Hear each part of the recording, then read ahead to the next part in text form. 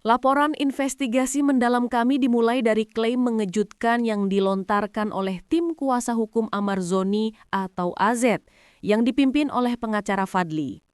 Menurut Fadly, kasus narkoba yang kembali menjerat kliennya bukanlah sekadar pengulangan tindak pidana, melainkan puncak dari sebuah konspirasi besar yang dirancang secara sistematis. Tim hukum AZ mengklaim telah mengumpulkan serangkaian bukti, termasuk data digital dan kesaksian internal yang menunjukkan adanya permainan uang, manipulasi hukum, dan rekayasa kasus yang bertujuan untuk menghancurkan Amar Zoni secara permanen. Dari luar, publik hanya melihat seorang artis yang kembali terjerat kasus narkoba. Namun investigasi kami menemukan bahwa di balik semua tuduhan itu ada narasi lain yang jauh lebih gelap. Fadly menegaskan bahwa kliennya adalah korban, dijebak dalam sebuah permainan yang melibatkan nama-nama besar di industri hiburan dan oknum di dalam sistem hukum. Tuduhan ini, jika terbukti, tidak hanya akan mengubah persepsi publik terhadap AZ, tetapi juga membongkar dugaan adanya mafia peradilan yang mampu mengendalikan narasi hukum dan opini publik dari balik layar. Kecurigaan awal tim kuasa hukum dipicu oleh sebuah peristiwa janggal, pemindahan Amar Zoni secara mendadak dan rahasia dari Rutan Salemba ke Lapas Kelas 1 Batu, Nusa Kambangan. Pengacara Fadly mengaku menerima telepon dari seorang petugas rutan yang terdengar tergesa-gesa, mengabarkan bahwa kliennya sudah dipindahkan pagi tadi. Pemindahan ini menurut Fadly melanggar semua prosedur standar. Tidak ada pemberitahuan resmi kepada keluarga atau kuasa hukum, tidak ada surat pemindahan, dan tidak ada konfirmasi dari pihak kejaksaan. Prosedur pemindahan tahanan, apalagi ke lapas dengan pengamanan maksimum seperti Nusa Kambangan, seharusnya membutuhkan koordinasi antar lembaga yang rumit. Fakta bahwa semua ini dilangkahi dan dilakukan secara diam-diam segera menyalakan alarm. Kecurigaan ini diperparah oleh panggilan video singkat yang berhasil dilakukan Amar kepada Fadly pasca pemindahan. Dengan wajah pucat, AZ hanya sempat berbisik, "Bang, ini semua jebakan," sebelum koneksi video terputus secara paksa dan nomor tersebut tidak dapat dihubungi kembali.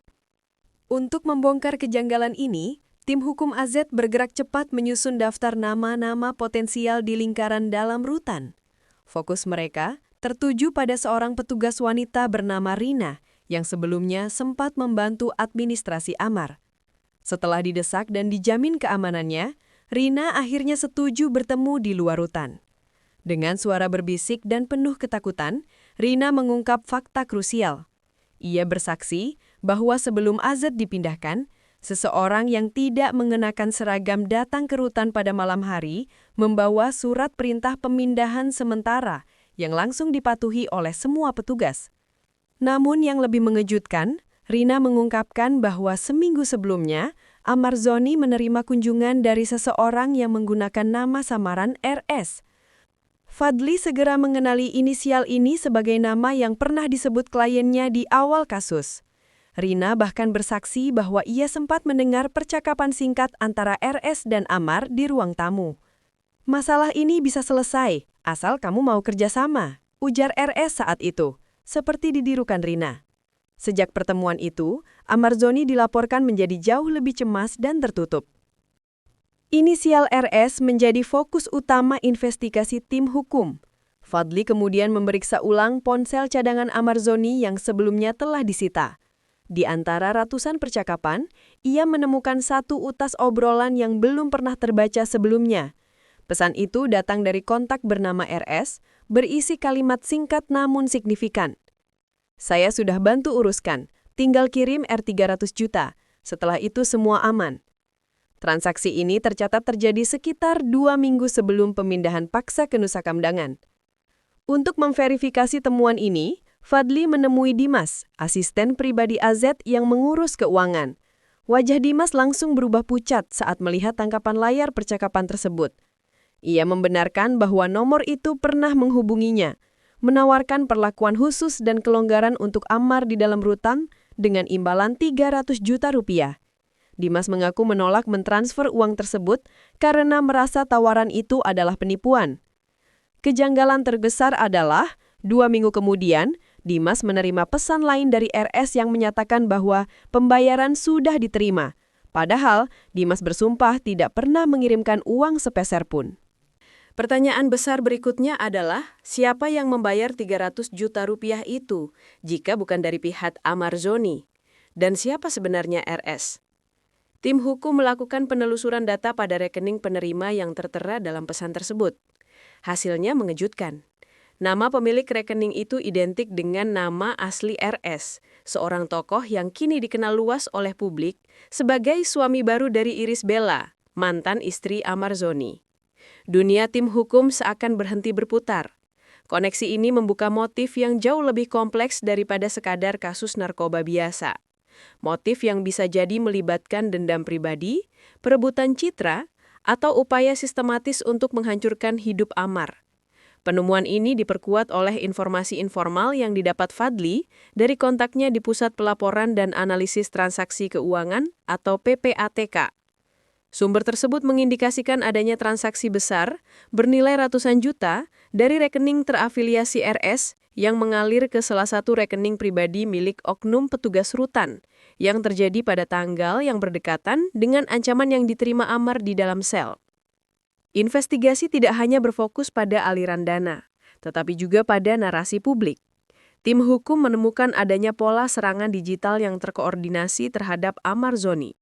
Beberapa akun media sosial gosip yang sebelumnya netral atau bahkan memuji AZ, tiba-tiba serempak berbalik menyerangnya dengan narasi yang seragam, menyebut AZ sebagai bandar narkoba, pura-pura tobat, dan masih mengendalikan bisnis dari dalam sel. Jejak digital ini menurut tim Fadly mengarah pada satu perusahaan media digital yang ternyata dimiliki oleh RS. Untuk mendalami ini, Fadly menemui seorang mantan staf perusahaan media tersebut. Dengan syarat anonimitas, mantan staf itu mengaku bahwa sekitar 2 bulan sebelum kasus AZ mencuat, kantor mereka menerima proyek khusus dari atasan. Tugas kami waktu itu jelas, membuat narasi bahwa Amar masih menggunakan narkoba di dalam penjara, kata sumber tersebut. Ia secara eksplisit menyebut bahwa perintah itu datang langsung dari Pak R. Hal ini sejalan dengan pengakuan Amar Zoni sendiri yang bercerita kepada Fadly bahwa RS pernah menawarinya tampil di sebuah program, namun dengan syarat ia harus bercerita sesuai naskah yang sudah disiapkan. Tawaran yang ditolak mentah-mentah oleh Amar karena merasa akan dijebak. Semakin dalam tim hukum menggali, semakin besar tekanan yang mereka hadapi. Ancaman pertama datang melalui pesan singkat anonim, "Jangan campuri urusan Nusa Kambangan kalau tidak mau ikut tenggelam." Namun setelah penemuan aliran dana 300 juta rupiah, teror menjadi lebih fisik. Fadly melaporkan bahwa mobilnya sempat diikuti oleh sebuah kendaraan sedan hitam tanpa plat nomor saat perjalanan pulang dari kantor. Mobil itu terus membuntutinya dan baru menghilang setelah Fadly sengaja memutar ke arah lain. Ancaman semakin serius ketika Fadly mulai mengantongi bukti dugaan suap hakim. Ia kembali menerima pesan dari nomor tak dikenal yang berbunyi, "Berhenti cari masalah atau karirmu selesai." Puncaknya adalah aksi penerobosan di kantor hukum Fadly. Suatu pagi, ia menemukan ruang kerjanya berantakan.